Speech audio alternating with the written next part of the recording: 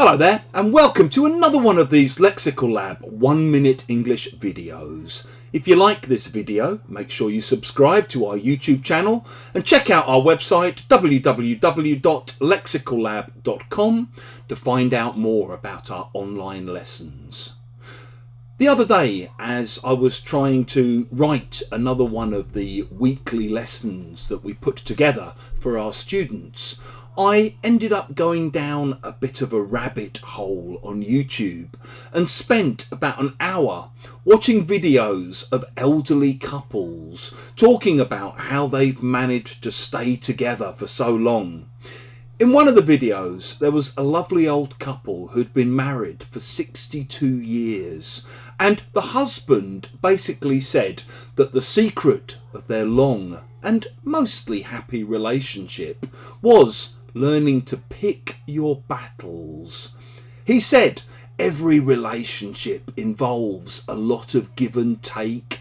You have to learn to compromise and you have to learn to pick your battles. If you pick your battles, you basically choose not to get involved in small, unimportant fights or arguments. You save your energy and your strength for more important ones, which you have a better chance of success in. And you often hear it when people are giving advice to other people about life. So you might just advise younger people than yourselves. Listen, you've got to pick your battles in life, okay? Fighting the sands of time isn't a recipe for success because you're not going to win that battle, okay? Time is going to win. Choose wisely and fight battles that you've got more chance of winning.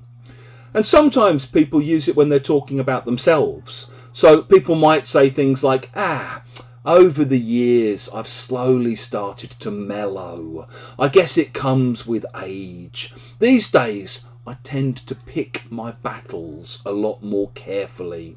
I let a lot of stuff go. Stuff that maybe in my youth I would have got very agitated about. These days, I let it go because I can't be bothered to argue about it. Life's too short. Do you know what I mean? If you've enjoyed this video, please do click the like button. Please share it on social media with your friends, your students, your colleagues, and in the comments section below. We'd love to see examples of how you might use pick your battles.